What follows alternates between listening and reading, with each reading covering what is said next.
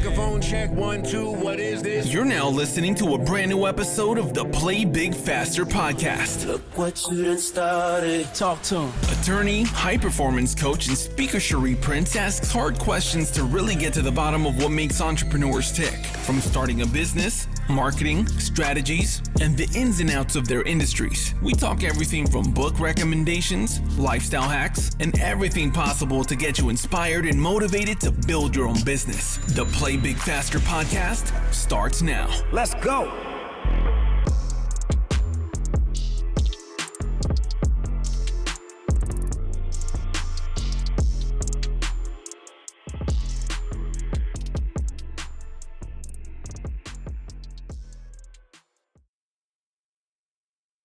Welcome to another episode of the Play Big Faster podcast. We are joined tonight by somebody very special. We have Michelle DeKeyser with us tonight. She's the principal at Connecting Mamas, and she has some awesome things that she wants to share with us for the stay-at-home mother community. Hi, Michelle. Hi, I'm so excited to be here. I'm so glad you invited me, and I just look forward to speaking to your audience. Well, listen, this is a very unique subset of people that you work with. How did you start working with stay-at-home mothers? Well, it's not just stay-at-home moms, but it's I'm looking more like at the moms who kind of have that elementary age child, right? I feel like there's these stages of motherhood, right? You get those new moms who are just completely in survival mode, figuring out what's going to work for them. And then all of a sudden, as all of a sudden, like from the baby to the point of like the kid starts to play a little bit by themselves, right? And then all of a sudden you have them going to school and you get a little bit of time, whether you're stay at home or where you're at. It's just I almost want to say like the mental space that you get once they start entertaining themselves. And you're just not on, like you feel it 24/7, right? When you have the babies and it's like anything they do, you have to jump at it, right? And so when you get that mental space, all of a sudden you're left with these thoughts, right?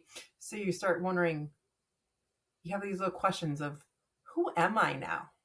I just went through like this time period where I not necessarily lost something, but it changed. Who I was from before I had these babies to where I am now, there's been this huge shift. But you've been in survival mode or just running so fast to keep track of the kids and change diapers and do all these things that you didn't ever stop to think. And even as you go through the busy schedules of the activities and stuff, you might not stop to think as much, but you start to just have these feelings of like restlessness almost. What do I do now? Like, is this it? Like, this is the happily ever after, activity after activity, schedule after schedule. You're still going out, doing all the things you're supposed to do, but it just doesn't feel like enough. But then at the same time, you're like, am I feeling guilty or is that wrong to feel that way?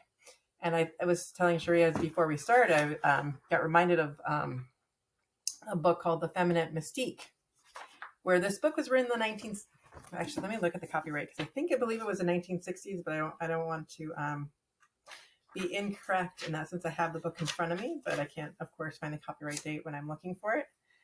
But the date is on this page that I can't turn. And the original copyright was, no, it's not 19. Of course, I can't see it because it says 1997, but I believe it was a lot earlier than that. And so that was probably a redone of it. But anyways, the point is that as moms, as women, we've had this sense, as she words it exactly, I want something more than my husband and my children and my home.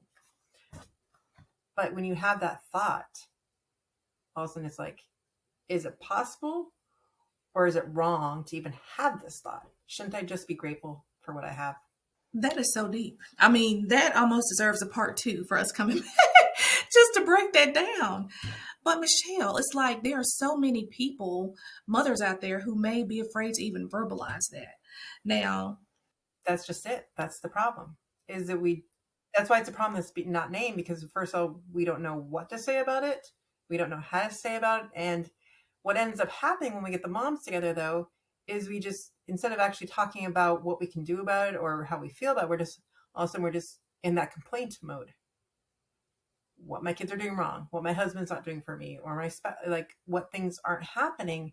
And so we just sit in this complaint nest. And that's what I felt, at least for me, being at some of the mom tables, where it's like, I'm going to the mom support groups, I'm doing this. But when you get to the table, it's like, if you don't bring a complaint to the table, you kind of almost feel like I have nothing to say. And so we go through that. Like, it's okay to do that, but then it's not that we don't want to share our struggles. It's, let's share our struggles, but figure out how we can work together to walk through them with each other. And that's what I wanted to change and bring, was to find a way for the moms to connect in that, yes, life's going to happen to us, but it comes down to how we choose to react or respond to it. And together, when we discuss these things and bring them to the forefront so that we proactively figure out solutions before we have to react, we're then able to respond because we've done the proactive work. And so that's what Connecting Moms is all about, is figuring out that proactiveness to it, so that when we're in those situations, we know we can better respond to it. So for all those people who do not know how awesome you are, because I know how awesome you are, before you were a stay-at-home mom, tell us about what you did and how you started Connecting Mamas. So I'll go back to, again, I mean, I went to NYU and I went to do all the things and get to that point. And I think a lot of us did that when we got to that college. Like, what do we do? What do I do with myself? So it was like, oh, I became an English major, not sure why, but it was like, everyone's like, are you going to teach? I'm like, no, I'm not going to teach. I don't want to teach. So what do I end up doing? I ended up going to, I was like, I never thought about elementary teaching. So I ended up going to get my master's and became an elementary teacher. But again, it was that thought of what's around me. What do I see as possibilities for an English major? And so it's like, I kind of fell into that. And so when it came to actually doing it, long story short, I actually ended up teaching high school English when I moved back to California, and not finding fulfillment in that. Then I love traveling so much, which is how I met my husband. We met online and met in the travel section of Barnes & Noble, because we both love to travel. He had saw a picture of me backpacking the Inca Trail. Granted, he didn't know that had been the one and only backpacking trip up to that point I had done. But I did one. Okay. And so he saw that picture, and what drew him to send me an email and not just a link. Because again, this was back in the day before online dating was even that big, because we're talking 20 years ago almost now, when like it was just starting to emerge a little bit, and we had all those eHarmony commercials and everything. But then I love to travel so much that one summer, with the summer off, I decided I wanted to go to Nepal and teach Buddhist monks English. And there's an idea. Okay. Well, I had the English degree, right? But what you're really teaching, when you think of Buddhist monks, you're actually teaching the kids that are growing up to be the monks. So their ages from 6 all the way up to 18 who are in this group that you were teaching. But when we were talking about that, he's like, well, what if I take the summer off? Because he's looking at the price of the tickets and stuff, and we travel around the world and get this around the world ticket. I'm like, but I already planned this. So we ended up, I countered eventually and said, well, what if we go travel for a year, the following school year? Somehow we decided to do that and saved all the money. And the trip was completely planned. We had yet to talk marriage though. And so I said to him, we'd been living together 4 years at this point, or we've been together 4 years, lived together 3 years. I was like, I finally just said, we're either going to have this conversation or we're not going. So anyways, we ended up, long story short, we ended up planning a wedding in Australia along the way. And so when we got back, it was diving back into teaching and all that stuff, that it was like, you saw so much more of the world and stuff and realized that this isn't where I want to be. And as I had, after having my first child, then it was the point where it's like, you start to feel that pressure of the dynamics of all the administration and all the politics that come with a lot of jobs. And I'm sure a lot of people can relate, whatever job you're in, all that politics and all the gossip and everything. You're teaching high school, but living in high school. Right. And then it was like, okay, well, it's time to like make a move. And so he actually had a job opening here in Wisconsin, which is where we're here now, which then led me to be a stay-at-home mom when we moved here, since I didn't have a job.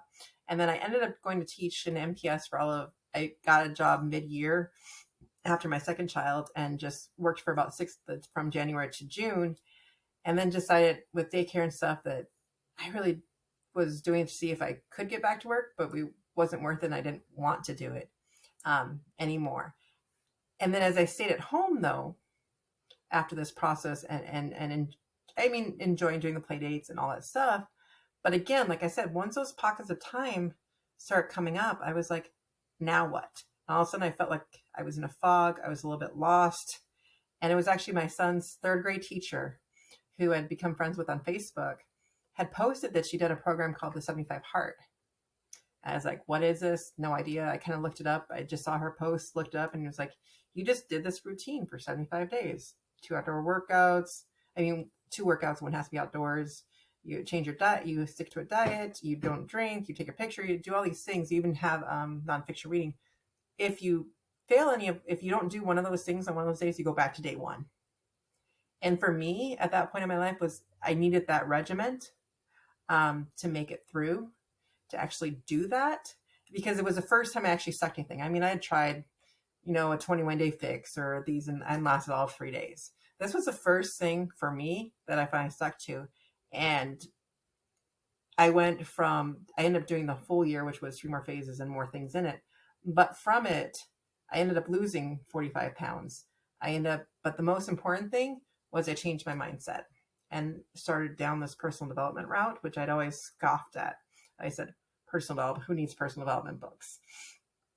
And I think I was like, what is this all about? And by finally starting to get curious and question, and I realized, well, if I was so closed off, if I needed to get reawakened and figure out how to do this, I couldn't be the only one who wants more, who wants to figure this out. And what I learned along the way was the best way to figure it out was when you had support, when you had other people, like-minded people around you, people who are doing just a little bit above you, like coaches and mentors, and something that you could, once you saw the possibilities, then you could achieve them.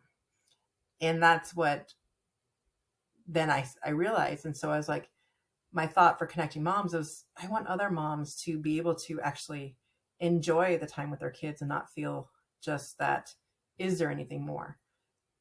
But to figure out how to get that more and have that with our families. And we keep saying, well, there's a balance between the two. The word balance just seems way off, because if you're balancing something, there's pressure on both sides, and there's always pressure because you're balancing it. So when we look at it, there's a dance between the two more, because sometimes you're going to give more to your family, but then sometimes you might give more to your passions or your stuff, but you're flowing through it rather than thinking there has to be an equal amount, because honestly, nothing's really equal. It's your intention behind what you're doing and figuring that out. But when you try to do it by yourself, you put so much more pressure on yourself. And honestly, which is why I still have mentors and guides, because you can't do it for yourself. You definitely can't. No, you can't see the outside of it. Like I can say, this is what I need to do to organize. Doesn't mean I'm necessarily going to do it, but I can see that from another person and be able to help guide them and give them the accountability to do that. But then I also need, on my end as well, from someone else. And so I think that's what the beauty of coaching and just coming together is all about, is having that person and having that outside non-judgmental view. Because a lot of people, I think, are scared of any of this sort of stuff, because they're like, well, I'm so horrible. They're just going to think that I'm hopeless. There's no way they can help me. Like, I wouldn't want anyone coming. But we all feel that way. And that's where I wanted to get to, was to help other moms realize that you aren't alone. As soon as you decide that you want more, as soon as you realize that, you're ready to find it. Whoever it is that will help guide you. Just looking for someone that's been down there a little bit. And it's so much easier when you go to another person versus just necessarily picking up the book. Yes, you're going to need books and the resources. But for women, we need to talk these things out. We need to be acknowledged. We need to be witnessed, because otherwise they just circle and circle and circle and circle in our heads, and we don't get them out. But when we are witnessed, we realize that we're not alone, and we're validated, because each one of us has such great gifts We just might not see it in ourselves, and we need others to help bring that out of us. Oh my gosh, that's so important. And I love the mission for Connecting Mamas, igniting mamas' passions by growing through grace and connection. What does it look like to work with you in Connecting Mamas? Like, is that a weekly commitment? Is it like, what is the community like? Well, it's actually, I'm just revamping it in terms of like, for a long time, I was so in my head, so in my own like limitations, I was kind of stuck in this idea of a group session because I really love bringing moms together to connect and to do that. But I actually started doing some one-on-one sessions, and I didn't realize how powerful those could be as well. So it's almost up to what the moms need and where they're at. And even doing the one-on-ones, I still want to add that group element at points, but I know some people just need to start where they're at. So there's different alternatives, but basically it's more coming to the idea that it's almost what I'm trying to get at is it's that unknown, right? It's that what with Connecting Mom, it's more about the experience of it. It's like we think, well, okay, how is this going to work? Well, for instance, the one-on-one session I had today was more just about seeing where she's at and then guiding her through her own thoughts to see what she needs. And so it was all just self-directed based on the questions that I was asking her. But then when you get into the group dynamics, usually there's the theme that goes with it, but then you're hearing what others are experiencing as well. And then that's powerful in that aspect that you see. And part of when I do what I call the women's circle format is that you're not allowed, I don't like the word allowed, but we don't comment on each other in terms that you're just learning that listening and really validating each other because you're being witnessed. But you can see the nods and you can see the people that give hearts to what they're saying because we're not alone in this. But when we don't reach out to other moms and other women, we feel that aloneness. And again, it's that problem that we can't name, is that we want that more, but how do we get it? And for women, honestly, it's through community.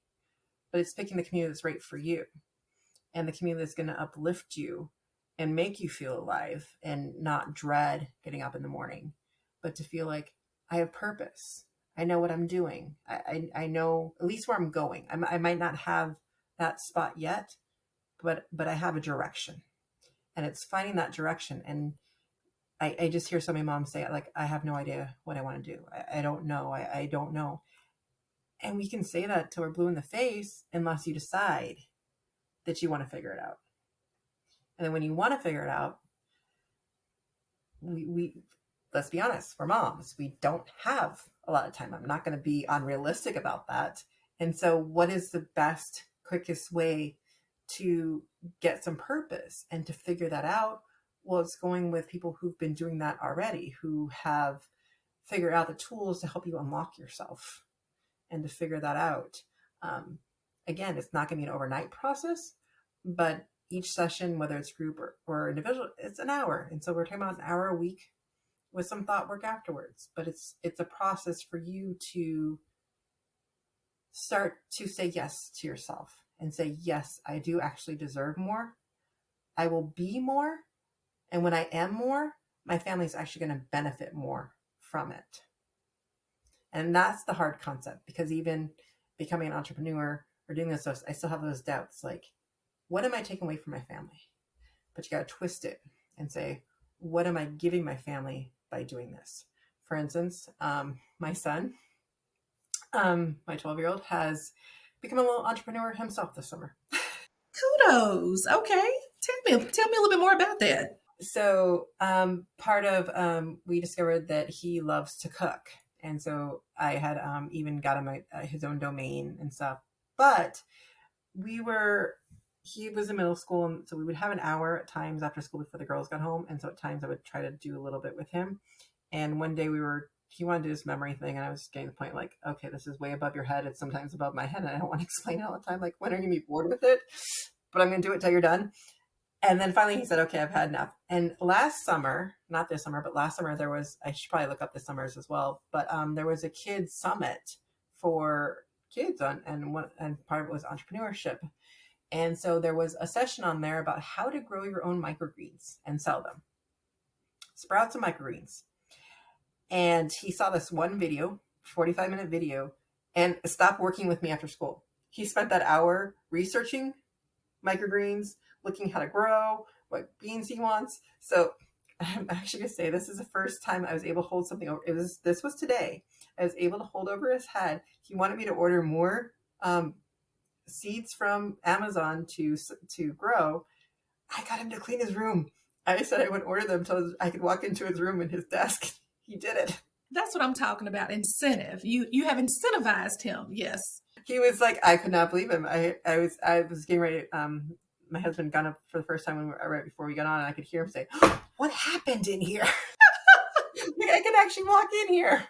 And I think that's what it comes down to, is trying to find the things that inspire them and then feeding off of that. I mean, actually, him and my husband are also doing a garden in the back. I'm hands off. I'm not the gardening person, but some people I work with, he took a class when we're homeschooling from gardening grandma, who's someone I work with. You find the people that can support them. So it's not that you have to do it all. You just have to find the support for it. I don't touch the garden. He goes and weeds it himself now. He does it. Last week, because I didn't realize this, but he wanted to work on his merit badges for Scout. So he actually found a website, meal planned the entire week, and cooked 4 dinners and 2 lunches. Maybe we can trade sons. My son cooks, but yeah, meal planning and prepping, we're not there yet. So we're working on it. Again, I feel like it's inspiring that self-motivation in them. And it took forever, because my husband spent a lot more time in the kitchen with him than I did. But it actually inspires his sisters as well. So his sister will make some of the meals or get things ready. And she's inspired to write stories. So she's working on her evil pumpkin stories and has been incentivized by my husband to,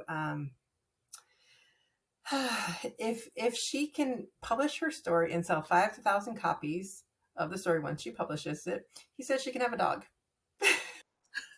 Okay, so do we have any criteria for the dog? Are we talking about a big dog, a small dog? I don't even know if there's criteria for a dog. She just wants a dog, but this is how we ended up getting cats for her 7th birthday. It was actually her golden birthday, but it was during COVID, and I'd been trying to get cats or something. I wanted something in the house because I always loved cats. And so she picked out a cat for her birthday, and then we actually ended up having to drive from Wisconsin to Seattle. My father was not doing well with cancer, and we didn't want to fly. And so the cat ended up staying with the foster person that we got her from. And I wanted 2 cats that actually got along. So there was a black cat there when he stayed for the 2 weeks, and they were just like booze and buddies. And my husband was really mad, but I ended up bringing that cat home too. And so Shadow and Pumpkin are her key players in her stories. And so they've been the best of buddies ever since. And so, because every time when I was growing up, I always had 2 cats, but they always came in at different points. They always fought. So I've always wanted 2 cats that got along. Wow. You are the gift that keeps giving. So speaking of gifts, I did notice that Connecting Mamas does have a free gift that they give people on the website. Tell me a little bit more about that. Well, actually, I believe you can put the link for this, but there's actually 2 gifts then, because I gave you a link specifically for my old freebie, which was a mini course, because I don't like giving that one out. And actually, I think that might be the bump offer on the free gift that's on my website. So you guys, if you're listening, can get both for free. So the one on the website, which is just on connectingmamas.com, is for 10 ways for busy mamas to take back their mornings, right? Because we, as moms, keep thinking that we have to do all these things, right? It's always all these things. But really what it comes back to is intention. And so you hear the baby crying, right? And you jump out of bed. Well, before you jump out of bed, what if you just stop and take 2 deep breaths just to center yourself before going to the baby? 15 seconds. It's not going to make much difference getting to the baby for the most part. And you're able to respond better just in that. So that's, and again, it's just techniques, because we all do things a little bit differently. Some people do like to journal. Some people like to meditate. And so it's the ideas of how to do it, and just do it first thing, even if it's just for 1 minute, because it's that intention that you're setting for yourself by you taking charge of your day. And so it goes through walking through of just how to figure out which one's going to work for you, and do that for a week. And then if it's not working, then just switch that. The second freebie that I've given you the link for is my old mini course, which I believe is the bump offer on that. So make sure you click both links and get the freebie as well. But it's a mini check-in course. So check-in is my framework. So we've got curiosity, honesty, expectations, connection, keep listening, intentional now. And so it's each one of them has like a 3 to 5 minute video and an activity. So you can go through each letter in about 15 minutes. So I like to do things in smaller chunks. I've actually learned from Purpose Driven Mom how we can do things in 15-minute increments. And as busy moms, it takes off that pressure that if we just do a little bit, we're still moving forward rather than saying, I don't have time at all. So when we break things down into smaller chunks, that's what it's really all about. And fitting it into where it works for us and taking control back and saying, I can get a little bit done and still move myself forward rather than saying, oh, I have no time whatsoever. So we're working with that idea. And it's really just that perspective shift in realizing, but it's easier said than done, as we all know, which is where the community aspect and the coaching aspect come into play, because that's where we really make those shifts, because we need to talk it through. We need to get perspective and an outside voice to help us see what is our next step towards that vision that we want. And a lot of us don't have that vision. So it starts with creating that vision first, that baseline. Where am I and where do I want to go? And as moms, we haven't thought about it. We don't have time. But if you take that intention and make it, then all of a sudden you have the time, you have that picture, and then you're slowly working the steps to make it towards that person you know you're meant to be, that purpose behind you, which we're all driven to want a little bit more, to leave a little bit behind us, to make this world better than we found it. We want to make it better for our kids. But when we come together as women, that's how we do it, is by supporting each other in grace. Well, Michelle, thank you so much for agreeing to be on the podcast. You have dropped so many gems for us. And so I'm going to the website and getting both of my freebies. How about that? And I'm going to also make sure that they are going to be in the description for this podcast. So anyone who's listening can go and take advantage of these great offers.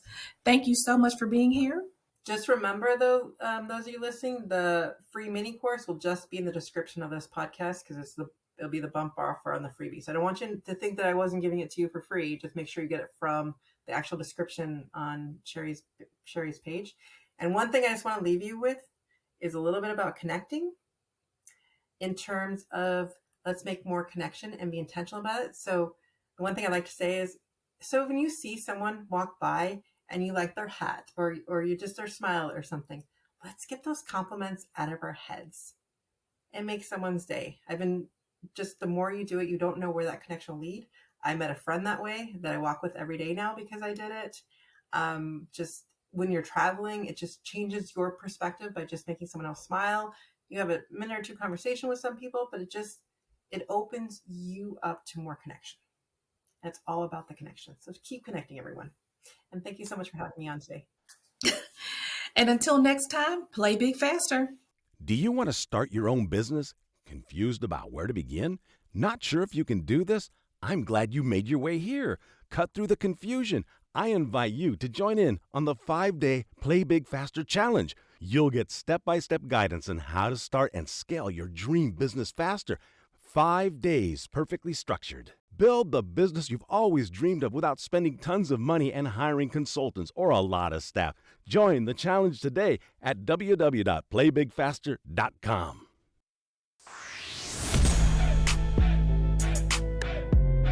Thanks for listening to this episode of the Play Big Faster podcast. Want more entrepreneurial content? I like this. Make sure to subscribe for future episodes. Already subscribed. I just clicked on it. Don't forget to like and leave a review. Share with a friend that needs this in their life. I think you need this more than I. Oh, and make sure to follow Cherie on IG at Cherie Speaks. And remember to play big faster.